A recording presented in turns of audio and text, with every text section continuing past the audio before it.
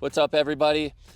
We're out here on the trail today in beautiful Colorado, and I'm joined here by Joe Sullivan from RCI Offroad. What's going on, and guys? He's got a sweet 4Runner right behind us, so we just want to give you a quick walk around and dive into it. So, Joe, what do you got here? Let's take a look at this thing, man. So I got a 2010 4Runner that I facelifted to the 2014 Plus. And yeah, starting front to back, we got the RCI Arapaho full front bumper for the 4Runner.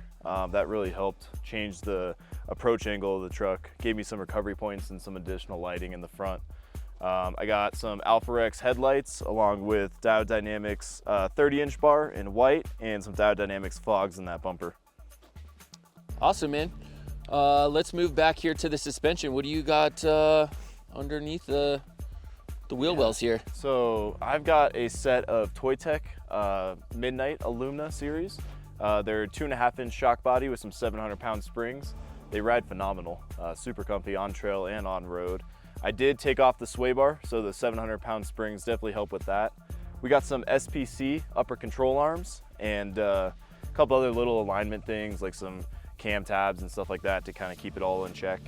I'm running a Raceline wheel with a 285/70/17 Kenda Cleaver RT tire. And then also I just recently throw on some Spider Track spacers just to get a little bit more stance and a little bit more stability off-road. Nice, man. It looks good. It looks like you're pretty comfortable off-road. I bet you like it a lot. Yeah, rides really nice. I definitely enjoy the way it rides right now off-road. Nice, man. Let's move on to the side. What do you have here on the side for rock sliders and armor? Yeah, so obviously everything underneath is RCI, raw aluminum engine, trans, T-case. I'm running a 20-degree slider with the top tread. If you're not planning on getting tread plate, I definitely recommend you do. It keeps all the rocks and junk from the snow and all the dirt and trails from kicking up and hitting the side of your pinch seams and doors super bad. So yeah, 20-degree rock sliders, diff skid. That's really it, man. Just fully armored underneath, and chose aluminum to do some weight savings. It's getting pretty heavy, getting pretty close to that GVWR rating, so trying to save weight where I can. Why'd you go with the 20-degree rock sliders over, say, like a 5-degree that's offered? Yeah, so for my choice for going for 20s, I decided I like the look of them better. I like the more clearance, more side clearance. And for me, it still works as a pretty good step. I mean, I got a pretty big shoe size. I can still hop up right here, no problem on that kick out, and get up into the tent and reach stuff like that. Also, when the door is open, it's you know, you can still get a really good purchase of foot to climb into the driver's seat. Beautiful. Yeah, I like the tread plate too. I think it adds a great looking touch to it and a lot of extra functionality. Yeah. Good choice. Back to the back. So what we got back here? Back here, I'm running a rigged Ultra Swing to get that spare tire out of underneath. This thing has been awesome. I put it through some serious trails. It's been hit, it's been slammed, it's been scraped, and it just holds on. It's also got a table, which is really nice for when you're at camp cooking and stuff like that.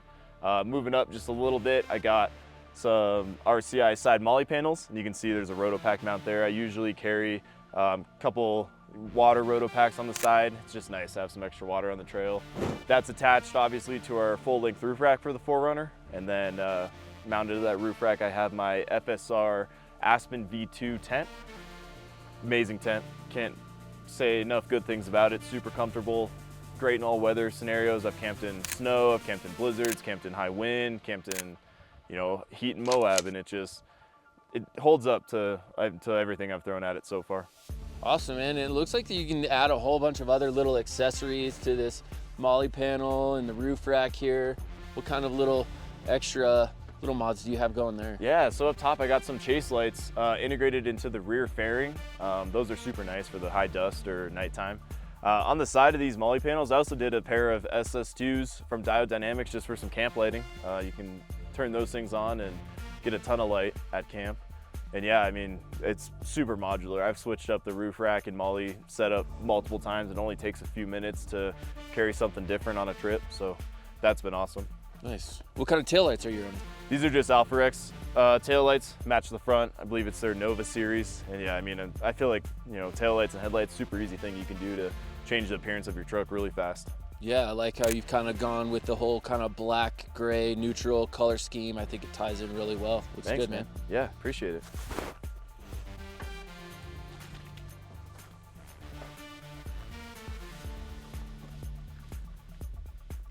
right, wow. Looks like you have this thing built out pretty nice and organized inside. Tell us what you got going on here. It's an absolute mess right now, but what is nice is I got the hatch molly from RCI Offroad up top.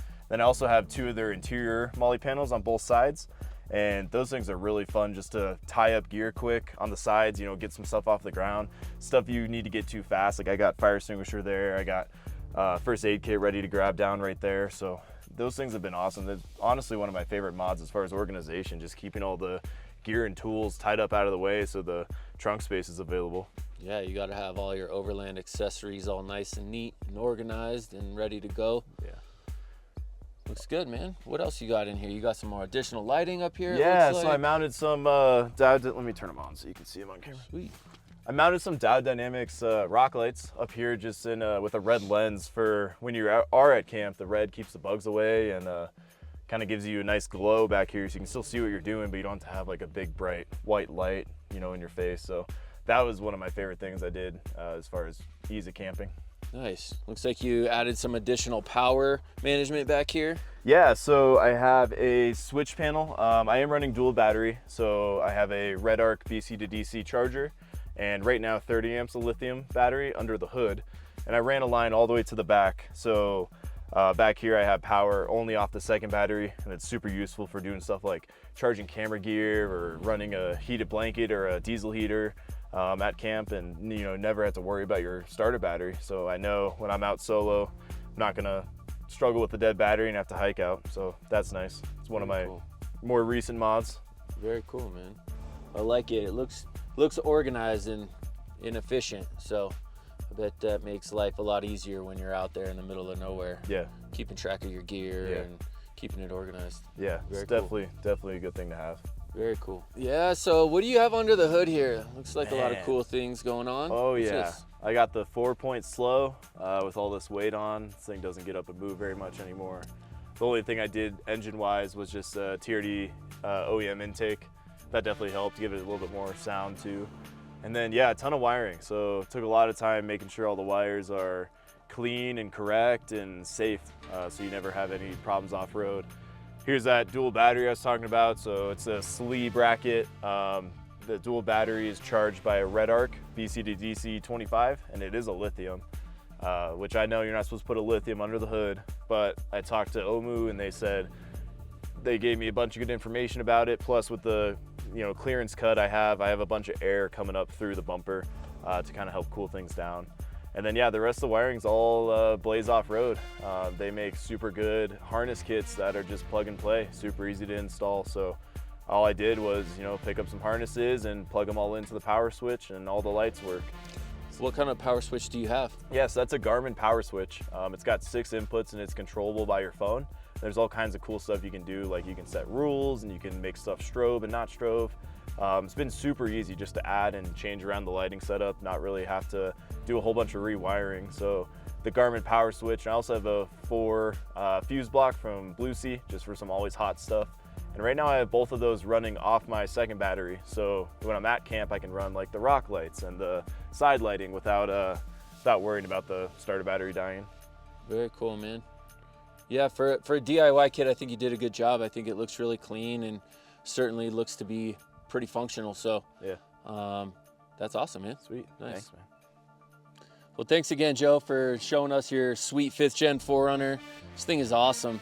Thanks, if you guys want to see some more cool videos and cool trucks, check out RCI Offroad YouTube channel, check out our website, check out Joe Sullivan's Instagram page, and follow along for more sweet walkarounds. Yeah. Thanks for checking us out. Yeah. Let us know in the comments, what would you change on this build?